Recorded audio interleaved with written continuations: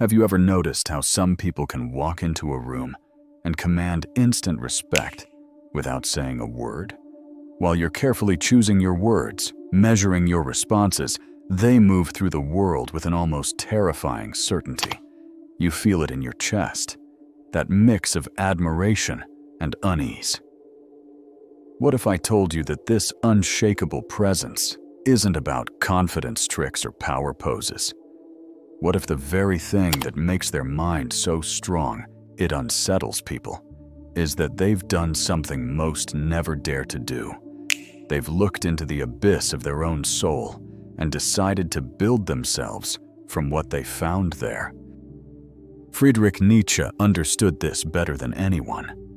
He wrote, "One must still have chaos in oneself to be able to give birth to a dancing star." While others preached conformity, Nietzsche discovered that true mental strength comes from embracing the very parts of ourselves we're taught to hide. He saw that most people live as last men, comfortable, predictable, terrified of their own potential. But those with minds that command respect, they've undergone what he called self-overcoming. They've stopped asking, "What should I think?" and started declaring, "This is what I will." This video is for you if you're tired of being the person who always accommodates, always explains, always softens your truth to avoid conflict. If you've noticed how quickly you abandon your position when challenged, how you've become an expert at reading rooms, but lost the ability to trust your own instincts. If you sense there's a stronger version of yourself buried under years of social conditioning, someone who could exist without permission. In this video, I'm going to reveal why your attempts to be strong have actually made you weaker, and more importantly, Nietzsche's concept of the Übermensch, the overman who creates their own values. By the end, you'll understand exactly how to forge a mind that doesn't seek approval, but commands respect through the sheer force of its authenticity. Here's what nobody tells you about mental weakness. It doesn't come from lack of confidence. It comes from trying to be strong according to someone else's definition. Every time you've tried to be more assertive, more confident, more powerful, you've been following a script written by others. And that's exactly why it never works. Think about it. When you try to be strong, whose voice do you hear? Your parent telling you to stand up straight? A boss explaining leadership? Social media gurus selling confidence? You're not building strength. You're performing it. And everyone can sense the performance. But here's what's interesting. The very moments when you feel weakest, when you're filled with doubt, anger, or desires you're ashamed of, those aren't signs of weakness. According to Nietzsche, those are the raw materials of authentic power. Your darkness, your chaos, your contradictions, these aren't flaws to fix.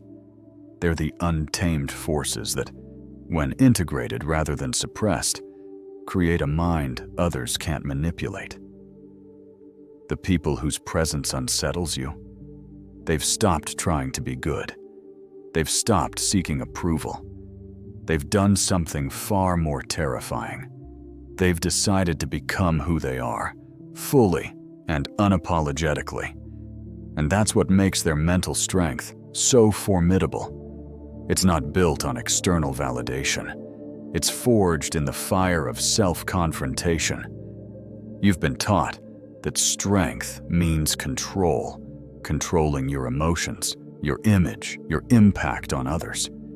But real strength, it's the opposite.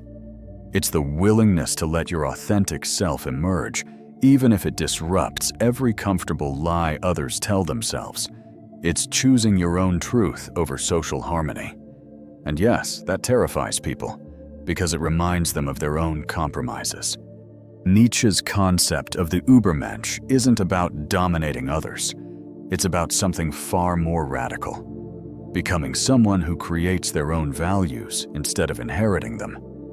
Imagine a mind that doesn't ask, "Is this acceptable?" but declares, This is what I will. Not from arrogance, but from the deepest self-knowledge. The transformation begins with what Nietzsche called philosophizing with a hammer, destroying every belief you've inherited, but never chosen. Every should, every must, every voice in your head that isn't truly yours. This isn't nihilism. It's clearing space for your authentic will to emerge. Think about the last time you made a decision. Really think. Was it yours? Or were you unconsciously following a template? What a good person does. What a successful person chooses. What someone in your position should want. Most people live their entire lives following these invisible scripts, never realizing they're actors in someone else's play. Here's how the transformation actually works. Instead of asking, "What would a strong person do?" you ask, "What do I will?" Not what do I want in this moment, but what does the deepest, most authentic part of me will into existence? This shift is everything. Because when you act from your own will rather than borrowed strength, you tap into something primal and unshakable. This understanding opens a door most never walk through. And what I'm about to share will show you exactly how to step into this new way of being. If this message is resonating with you, subscribe to the channel. Your support means everything. Let me show you what this looks like in practice.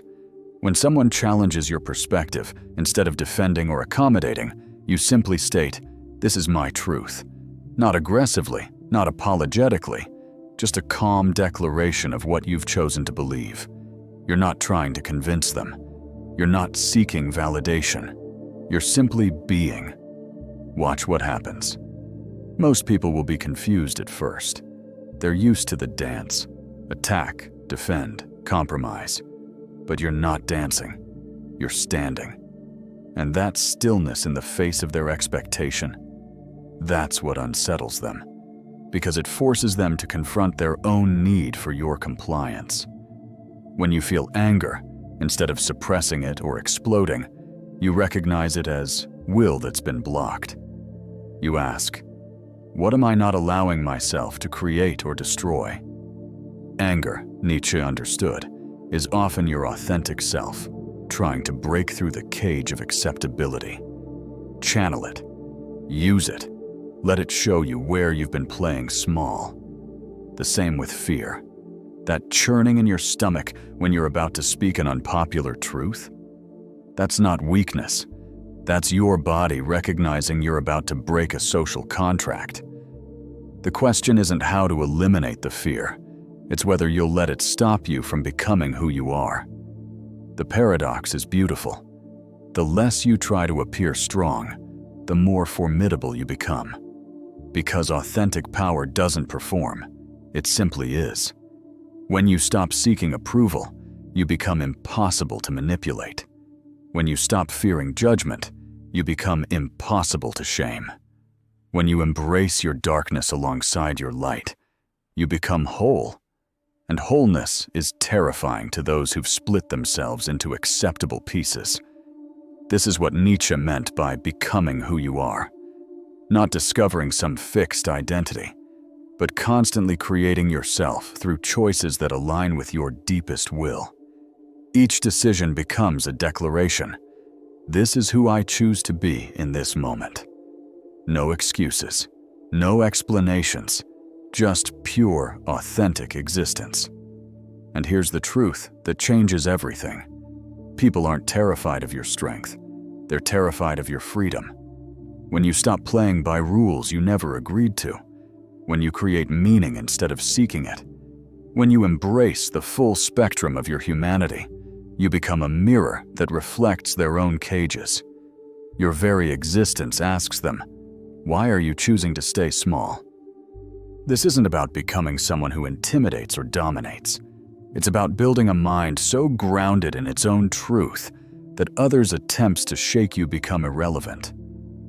Imagine walking into any room, any situation, any conflict, knowing that your worth isn't up for debate because you've defined it yourself.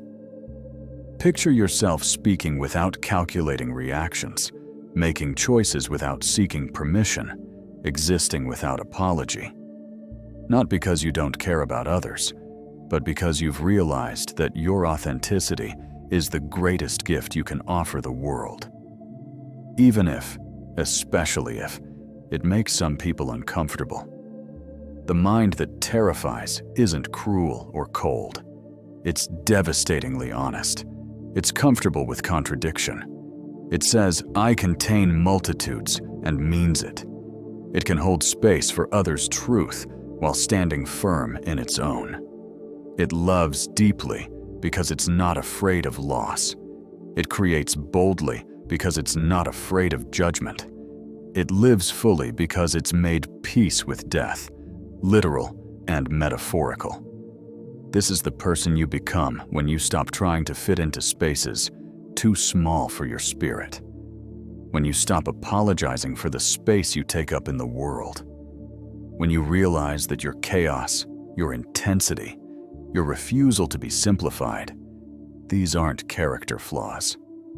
They're the signs of a soul too vast for convention.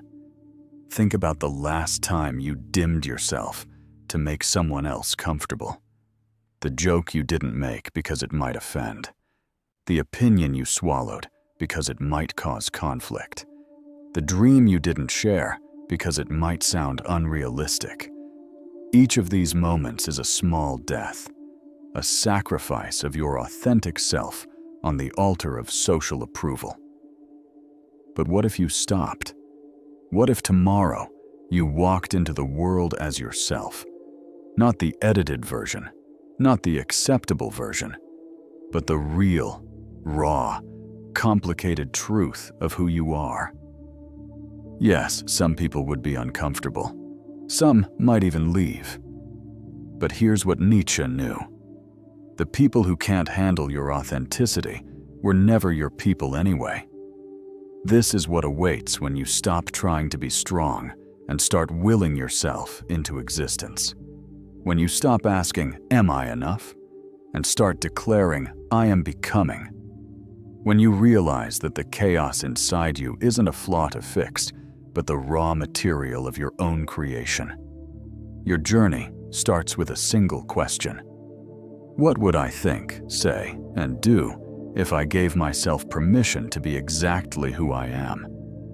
Not who you should be, not who others need you to be, but who you are when all the masks fall away.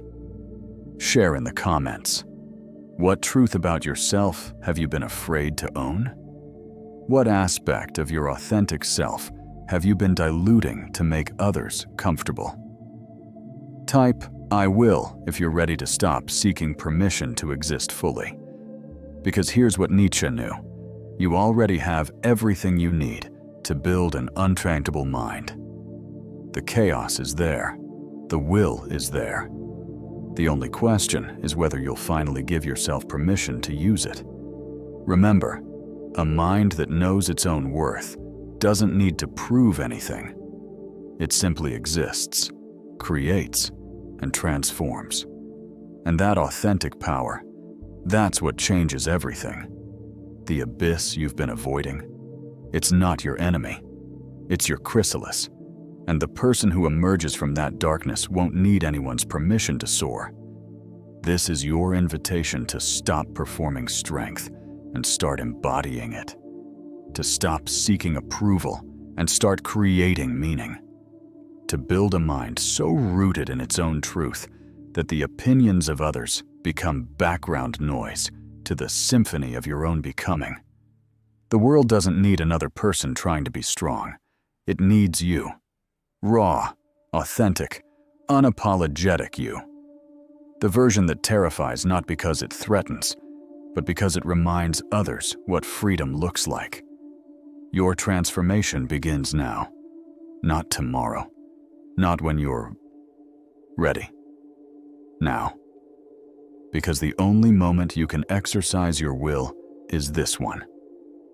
Welcome to your becoming.